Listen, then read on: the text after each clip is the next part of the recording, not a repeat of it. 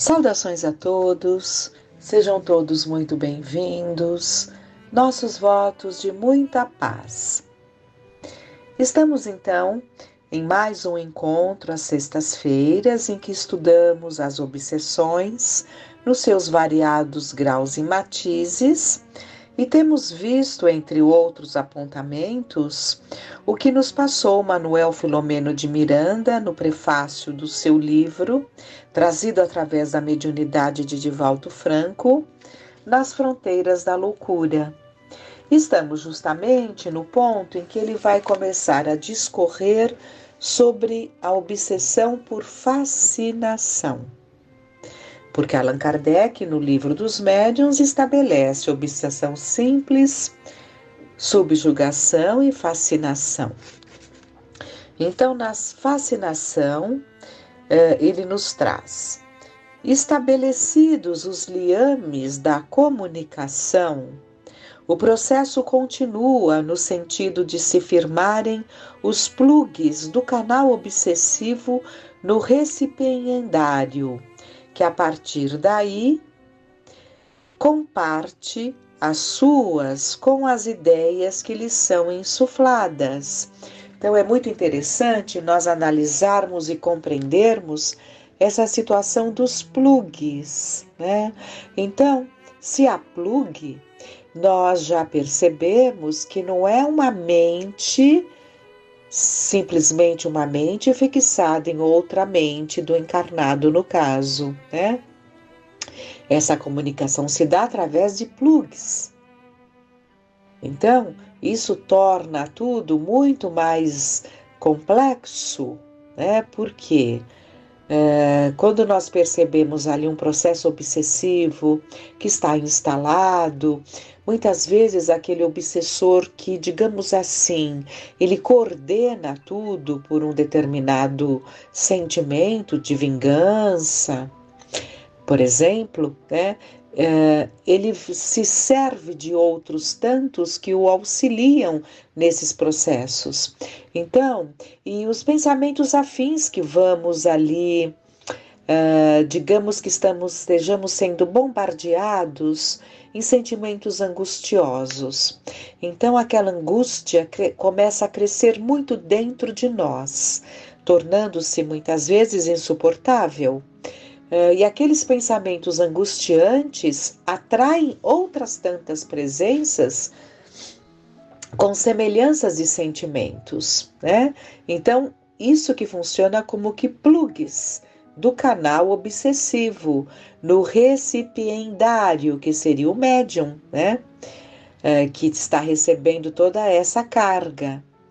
À medida em que o campo mental da vítima cede área, esta assimila não apenas a indução telepática, mas também as atitudes e formas de ser do seu hóspede. Então, se você hospeda e entrega-se totalmente àquele que comanda a sua casa mental, você acaba tendo até as atitudes, né, semelhantes às dele. Ele acaba dominando totalmente esse campo mental. Nesse interregno, a pessoa perde a noção do ridículo e das medidas habituais que caracterizam o discernimento, acatando sugestões que incorporam, aceitando inspirações como diretrizes que a todos se apresentam como disparates e que a elas são perfeitamente lógicas. Então, para aquele que está nesse campo, acha que as suas atitudes são totalmente coerentes, para espanto dos que estão ao redor, não é? Mas isso se dá porque perde-se o discernimento, acatando-se todas as sugestões.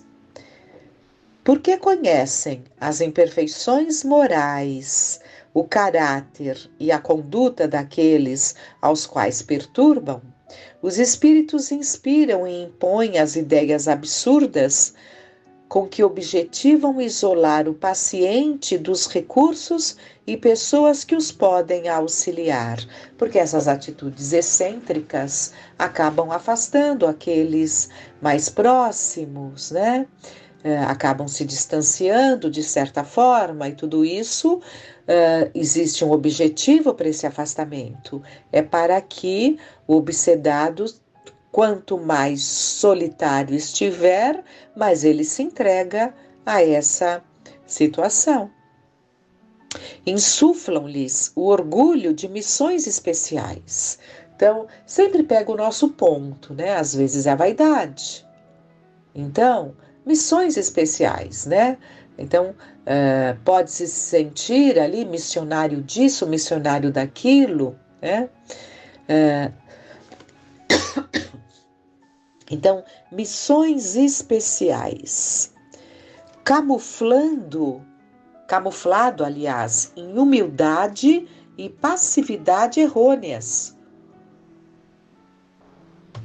que os tornam falsamente místicos ou revoltam-nos quando se sentem desmascarados pela razão e perspicácia de pessoas lúcidas e conhecedoras de tais infelizes técnicas, crendo que são reformadores e apóstolos encarregados de mudarem as estruturas da vida ao talante da irresponsabilidade e presunção.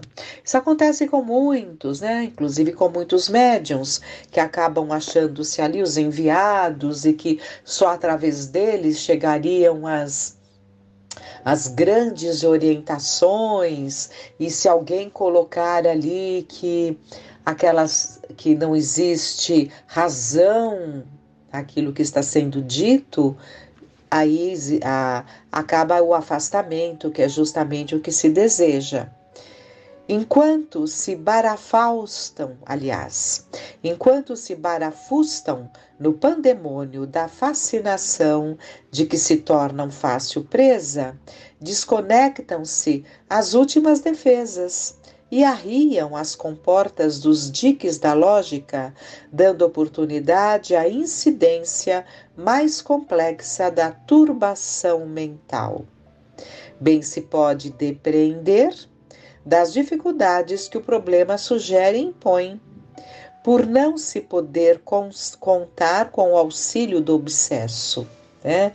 Então, como o obsediado está totalmente entregue e acha que está com toda a razão, que aquilo que ele traz é muito lógico, muito importante, né?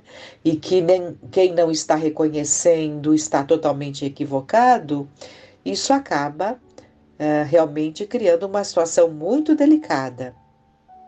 Em toda obsessão, continua Manuel Filomeno de Miranda, como em qualquer sofrimento, estão em pauta os recursos débito-crédito do indivíduo. Certamente que a disposição que este se revista muito contribuirá e decisivamente para os resultados do tentame, liberativo ou afligente, conforme o empenho que coloque. A dor resulta do desrespeito à ordem estabelecida, quando o ódio é fruto do egoísmo, do personalismo magoado. Ninguém que esteja programado para o sofrimento a desídia o mal. Então, ninguém está programado para o mal, ninguém está programado para o erro. Isso tem que ficar muito claro para todos nós, que a oportunidade da reencarnação é sempre a bendita chance que Deus nos dá do reajuste, da reparação, do desenvolvimento intelectual, moral, por estarmos aqui no campo da vida, exercendo as possibilidades, né, que buscamos, que fazemos por onde. Então, é a grande oportunidade de transformarmos situações mal resolvidas, transformarmos desafetos em afetos, trabalharmos sentimentos. Então, essa é a proposta, né? Os esforços que empreende a par das ações que executa constituem-lhe couraça contra o mal, conquista para alçá-lo às faixas vibratórias próprias que o defendem e liberam. Então, o que é preciso, como estamos vendo, é uma decisão muito forte em se posicionar no bem. Porque isso realmente é o maior antídoto contra essas investidas. Porque muitas vezes nos obcecamos por uma ideia. Há um relato de um homem que achou que havia um tesouro nas suas dependências e ele passou ininterruptamente a ficar cavando, cavando, cavando, cavando, cavando e não se dava conta da atitude absurda que ele estava tendo, né? Porque entra num processo tal de enceguecimento, né? Acreditando naquilo que é dito, que existe ali um tesouro, né? Contrariando a todos que se colocavam contrário a essa ideia, e, no entanto, entrega-se a esses quadros dolorosos. A fascinação por isso mesmo decorre da indolência moral. Então, por que se dá a fascinação? Pela preguiça moral, né? Indolência moral e mental. Então, é a preguiça moral, a preguiça mental. O que é a preguiça moral, né? A indolência moral? É quando você não se cuida, assim, no sentido de estabelecer seus valores. Todos nós temos que ter os hábitos, né? Hábitos são situações que nós vamos definindo para as nossas vidas, e esse processo educativo começa desde a infância e se tornam hábitos, e torna tudo muito natural, coisas que nos habituamos. Então, é preciso que se introduzam hábitos saudáveis nas nossas vidas, a par daqueles outros tantos que são necessários e naturais. E esses hábitos saudáveis vão nos dando uma condição melhor, né? E é preciso que lutemos contra essa indolência moral, essa indolência mental, esse estado de mornidão em que nós não estabelecemos como um hábito, como uma necessidade, estabelecer os valores das nossas vidas. Quais são os valores? Até onde eu posso ir? Eu tenho um desejo de tal coisa, mas devo ou vou me frear? Porque meus valores não permitem que eu chegue àquele ponto. Então é muito necessário que nós estabeleçamos valores. Se nós estabelecermos valores para as nossas vidas, mesmo que se acheguem a nós e a vida nos traz, muitas vezes até como os testes, os reencontros das nossas afinidades, a vida nos traz pessoas para junto de nós sem valores, sem freios, né? Mas se nós tivermos ali estabelecidos nossos valores, o que queremos da vida, até onde podemos chegar, sabendo que determinadas coisas até nos proporcionariam prazer, mas sabendo também que ao extrapolarmos na busca de um prazer, nós podemos alcançar sensações de que não esqueceremos mais.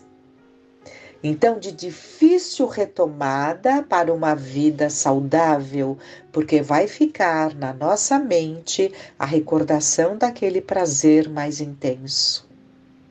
Então, vamos compreendendo essas situações. E compreendendo essas situações, ficará muito claro para nós o orai e vigiai de Jesus, o jejum que Jesus nos ensinou, que absolutamente não é jejum de alimento. Seria muito fácil, né? Seria mais simples. É jejuar de tantas coisas que talvez gostássemos, mas que sabemos que não devemos, né? Então, tudo isso fará com que nós fiquemos mais imunes a essas investidas que nós estamos vendo aqui. Então, aquele que estabelece o seu define os seus valores morais, ele vai compreender bem também o que Paulo de Tarso nos disse: tudo me é lícito, mas nem tudo me convém. Eu posso pelo livre-arbítrio, mas me convém? Então, reflexões importantes para nós. Então, pegando novamente aqui as palavras de Manuel Filomeno de Miranda, a fascinação por isso mesmo decorre da indolência moral e mental do paciente e do exacerbar dos seus valores negativos, que são espicaçados habilmente pelo seu antagonista espiritual. Em consequência, os tentames para a libertação se apresentam mais complexos, exigindo abnegação, esforço, assistência contínua, até que o obsesso desperte pelo sofrimento de que ele tem que retomar a lucidez. Evidentemente que esses processos mais difíceis, muitas das vezes, necessitam também de um tratamento médico, psiquiátrico, em conjunto. E poderíamos perguntar, e por quê? Porque as medicações, elas têm evoluído muito. E a medicação é como que ela adormece, digamos assim, a função do cerebral, né? Então, os nossos pensamentos se acalmam em função da medicação. Como eles estão mais calmos, vibrando numa outra frequência, a espiritualidade inferior, esses obsessores, não conseguem mais insuflar aquilo que conseguiam, né? Então, a medicação, quando o paciente, vamos chamar de paciente, a medicação, quando o paciente não se ajuda, ela se torna necessária. Um paciente que se ajude, o tratamento espiritual alcança os resultados, porque existe a colaboração do obsedado.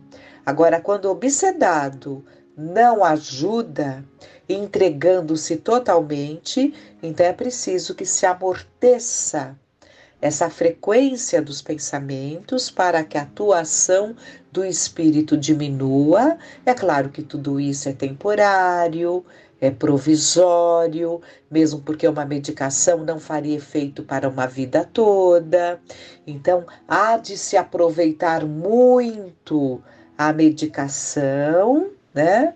Para que aproveite-se esse tempo em que ela dá aquele resultado, porque isso não é permanente. Então, há de se aproveitar. Em seguida, ele vai falar sobre obsessão por subjugação. Em cada caso de alienação obsessiva, encontram-se razões propelentes que caracterizam especificamente o processo. Em razão disso, apesar de a gênese serem as faltas morais do enfermo e o agente, a entidade desencarnada, os móveis predisponentes e preponderantes variam de acordo com cada pessoa. Então, nunca compararmos uma obsessão, porque toda obsessão, mesmo que ela tenha ali os sintomas semelhantes, ela não tem as mesmas raízes, a mesma gênese, a mesma situação que levou àquele quadro, né? A terapêutica, embora seja genericamente a mesma, seus resultados variam segundo os pacientes, suas fichas kármicas e os esforços que empreendem para destrinçarem a trama em que se envolvem. No painel das obsessões, à medida que se agrava o quadro da interferência, a vontade do hospedeiro perde os contatos de comando pessoal. Então a situação começa a se agravar, né? O hospedeiro é obsedado. Então ele perde os contatos de comando pessoal em razão direta em que o invasor assume a governança. Então ele vai permitindo que o invasor assuma a governança, quanto mais ele permite, mais ele perde a ação. É como se nós emprestássemos ali temporariamente a nossa casa, o nosso espaço para alguém e disséssemos: fique, cuido de tudo que eu só observo, né? Então, aos poucos iríamos percebendo que o dono da casa é aquele a quem nós delegamos aquela função, né? Então, é importante que entendamos que nós somos os senhores da nossa mente, nós somos os senhores do nosso corpo. No painel das obsessões, à medida em que se agrava o quadro da interferência, a vontade do hospedeiro, repetindo então, a vontade do hospedeiro perde os contatos de comando pessoal na razão direta em que o invasor assume a governança. É mais grave quando se trata de espírito mais lúcido, técnica e intelectualmente, que se assenhoreia dos centros cerebrais com a imposição de uma deliberação bem concentrada nos móveis no sentido de motivos, né? Nos motivos que persegue, manipulando com habilidade os dispositivos mentais e físicos do alienado. Então, quanto mais inteligente o obsessor, mais ele conhece as técnicas de manipulação, de hipnotismo, de indução, a que muitas vezes o obsedado se permite, se entrega. Assim, a subjugação pode ser física, psíquica e simultaneamente fisiopsíquica. A primeira, que é a física, não implica na perda da lucidez intelectual, porquanto a ação dá-se diretamente sobre os centros motores, obrigando o indivíduo, não obstante se negue a obediência, a ceder à violência que o oprime. Aquele caso que nós falamos daquele senhor que se ajoelhava diante de moças pedindo-as em casamento, e ele tinha a lucidez perfeita do que estava falando, mas não conseguia inibir que aquilo acontecesse. Nesse caso, podem irromper enfermidades orgânicas, por se criarem condições celulares próprias para a contaminação por vírus e bactérias, ou mesmo sob a vigorosa e contínua ação fluídica, dilacerarem-se os tecidos fisiológicos ou perturbar-se o anabolismo, como o catabolismo, incidindo em distúrbio no metabolismo geral, com singulares prejuízos físicos. Então, nós sabemos que toda obsessão, e é bom que entendamos, quando nós pensamos nos obsessores, são espíritos, né? São espíritos, tanto quanto nós. Mas nós sabemos que os nossos pensamentos infelizes, vamos chamar de infelizes, né? Os nocivos, deletérios, os pensamentos deletérios insuflados, tudo isso vão criando em nosso perispírito, portanto, alcançando ao nosso organismo físico, vão criando os vibriões, as larvas espirituais, que são os micróbios, né? Os miasmas. Então, os nossos telescópios não alcançam, mas poderíamos ver ali, né? A espiritualidade vê inúmeros vibriões, né? como uma fauna ali alimentando-se destas vibrações deletérias. Então, tudo isso vai consumindo a saúde orgânica, e consumindo a saúde orgânica abre portas para uma infecção com os micróbios do nosso próprio ambiente, né? Criando ali as infecções que se percebe também ali pelas causas fisiológicas no nosso organismo físico, né? Então percebemos ali a gravidade de nos permitirmos esses descuidos todos a ponto de chegarmos a esse ponto. No segundo caso, então, primeiro ele falou da subjugação física, né, que traz ali graves distúrbios para o metabolismo em geral. No segundo caso, o paciente vai dominado mentalmente, que agora já é atingindo o intelecto, tombando em estado de passividade, não raro sob tortura emocional. Então não é uma passividade, é um estado de tortura emocional. Passividade porque não há reação, né?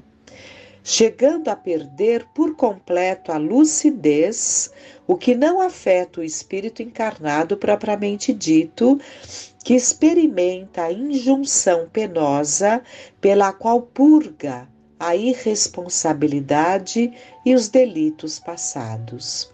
Perde temporária ou definitivamente, durante a sua atual reencarnação, a área da consciência, não se podendo livremente expressar, né? Mas o espírito está ali, sofrendo toda essa injunção, né? Mas o seu organismo fisiológico não consegue, não responde, não corresponde. Um contínuo aturdimento o toma. A visão, a audição, como os demais sentidos, confundem a realidade objetiva ao império das vibrações e faixas que registra desordenadamente na esfera física ou na espiritual. O espírito encarnado movimenta-se num labirinto que o atemoriza, algemado a um adversário que lhe é impenitente, maltratando-o, aterrando-o com ameaças cruéis, em parasitose firme na desconcertada casa mental. E é muito grave, né? Porque todos esses miasmas, eles são alimentos porque eles são carregados de energia vital, né? Alimentos que está alimentando a outros tantos. Por fim, assenhoreia-se simultaneamente dos centros do comando motor e domina fisicamente a vítima, que lhe fica inerte, subjugada, cometendo atrocidades sem nome. Nos processos obsessivos, não deixemos de repeti-lo. Estão incursas na lei as pessoas que constituem o grupo familiar e o social do paciente, aí situado por necessidade evolutiva e de resgate para todos. Então, essas provas mais dolorosas, né, porque não são simples, os familiares estão dentro desse quadro, fazem parte, né, portanto, devem ter sempre ali a boa vontade, não desistir, buscar sempre alternativas, aproveitar os momentos propícios para que, de alguma forma, uma terapêutica seja ajustada, né? As exceções dos reajustes dos débitos seriam aqueles que, por amor, né, pedissem para vir ali nesse grupo, nesse seio familiar para ajudar. Pode existir situações assim? Podem, sem dúvida, mas a grande maioria estamos incursos nessas necessidades por termos palmilhado juntos ali determinados caminhos, né?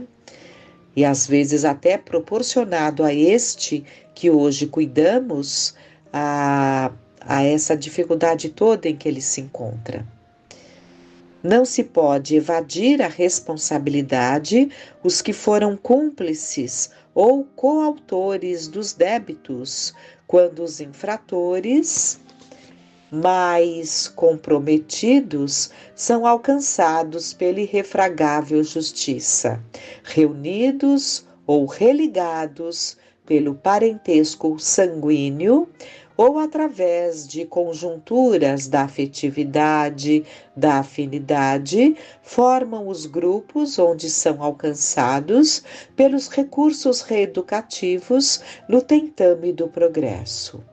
A cruz da obsessão é peso que tomba sempre sobre os ombros das consciências comprometidas. Então, entendamos bem que esses casos mais dolorosos, eles não surgiram momentaneamente. Eles vêm normalmente de um passado, né?